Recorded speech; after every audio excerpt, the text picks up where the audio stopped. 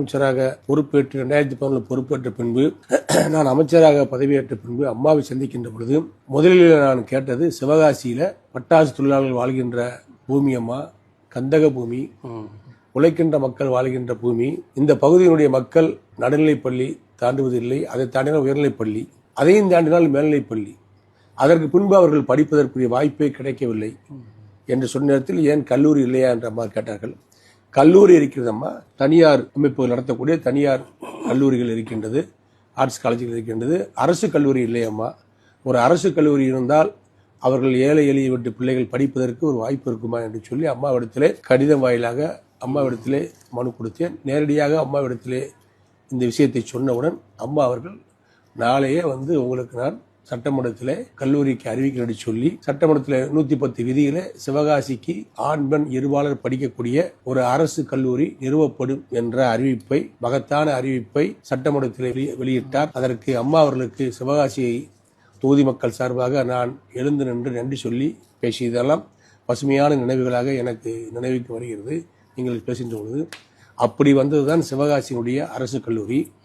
சாத்தூர், அதில் சாத்தூர்ல ஒரு அரசு கல்லூரி, அருப்புக்கோட்டையில ஒரு அரசு கல்லூரி, மூன்றும் அம்மா இருக்கின்ற பொழுது, நான் அமைச்சராக இருக்கின்ற பொழுது கட்டி கொண்டு வரப்பட்ட கல்லூரிகள்.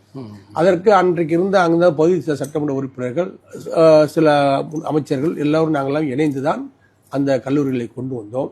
3 கல்லூரி வந்தது. எடப்பாடியார் வந்த அம்மாவுடைய மறைவுக்கு பின்பு, எடப்பாடியாருக்கு வந்த பின்பு அவரிடத்திலே சொல்லி கல்லூரி இந்த வட்டம் இந்த மானிய கோரிக்கையில் புதிதாக கல்லூரிகள் எதுவும் ஒதுக்கப்படவில்லை என்று சொன்ன நேரத்தில் 3 கல்லூரிகளுக்கு கூட கடைசி நேரத்தில் ஒதுக்கப்படுவதாக அறிந்து அதிலே ஒரு கல்லூரி எனக்கு 2 கல்லூரி கேட்டேன். ராஜபாளையம் சட்டமன்ற தொகுதிக்கும் சிலுத்தூர் சட்டமன்ற தொகுதிக்கும்.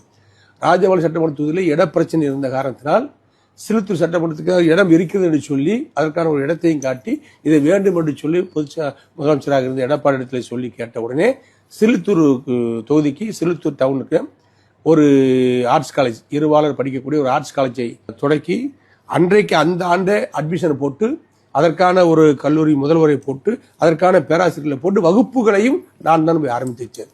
ஆக 4 அரசு கல்லூரிகள் அதிமுகவுடைய ஆட்சியில், அம்மாவுடைய ஆட்சியில், எடப்பாடி ஆட்சியில் விருதுநகர் மாவட்டத்திற்கு வந்தது. ஒரு மருத்துவக் கல்லூரி வந்தது.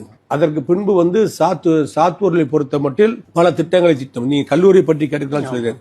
ராஜபாளையத்திற்கான அடுத்த ஒரு ஸ்கீமை நாங்கள் சரியாக வைத்திருந்தோம். அதற்கு ஒரு ஆட்சி மாற்றம் வந்துவிட்ட காரணத்தினால் அங்கே கல்லூரி அமைக்கப்பட முடியவில்லை. அங்கேயும் சாத்தூரிலும் நாங்கள் அதிமுக ஆட்சி, எடப்பாடியார் மீண்டும் முதலமைச்சராக வந்த பின்பு 2026 பின்பு 2 இடங்களிலும் நிச்சயமாக ஒரு அரசு கலைக்கல்லூரிகளை அமைப்போம். தேவைப்பட்டால் விருதுநகரில் ஒரு அரசு கல்லூரியை அமைப்போம். ஒரு தொகுதிக்கு ஒரு இடம் என்ற இலக்கு வைத்துதான் இந்த பணியை நாங்கள் செய்தோம். அதில் 4 இடங்களிலே இன்றைக்கு நாங்கள் அந்த கல்லூரிகளை அமைத்திருக்கின்றோம். மீதி தொகுதிகளுக்கு அதிமுக ஆட்சி அமைந்தவுடன் இப்ப திருச்சுழி தொகுதியில ஒன்று அமைச்சிருக்காங்க. இந்த அரசு திருச்சியில ஒரு ஆர்ட்ஸ் காலேஜ் அமைச்சிருக்காங்க. ஆனா அதிமுக ஆட்சியில அமைக்கப்பட்டதுதான் 4 கல்லூரிகளும். ஆமா. ஏன்னா இது மிகப்பெரிய ஒரு கல்வியில ஒரு புரட்சி. இது பெருந்தலைவர், கல்விக்காக கண் திறந்தவர் என்று பெயரை பெற்றவர் பெருந்தலைவருடைய பூமி. அவர் போகாத கிராமங்கள் இல்லை என்று சொல்வார்கள். அந்த அளவுக்கு அவருடைய இளமை காலத்தில் தேசியத்திற்காக, இந்த நாட்டுக்காக, சுதந்திரத்துக்காக கஷ்டப்பட்டு ஊரா போய் பிரச்சாரம் செய்து சுதந்திரத்துக்கு பின்பாகவும் நாட்டு மக்களுக்காக உழைத்து சரியான கல்வியை கிராமங்களிலே பள்ளி கல்வியை ஊக்கப்படுத்தியவர் பெருந்தலைவர் காமராஜர் அவர்கள். அவர்தான் நடுநிலைப் பள்ளியை கொண்டு வந்தார், தொடக்கப் பள்ளியை கொண்டு வந்தார், மதிய உணவு திட்டத்தை கொண்டு வந்தார். அவருடைய மாவட்டத்தில் ஒரு கல்வி புரட்சியை அதிமுக ஆட்சியில் அதை புது பொலிவோடு கொண்டு வந்தது என்று சொன்னால் அது அதிமுக அரசுதான், அம்மாவுடைய அரசுதான், எடப்பாடியுடைய அரசுதான்.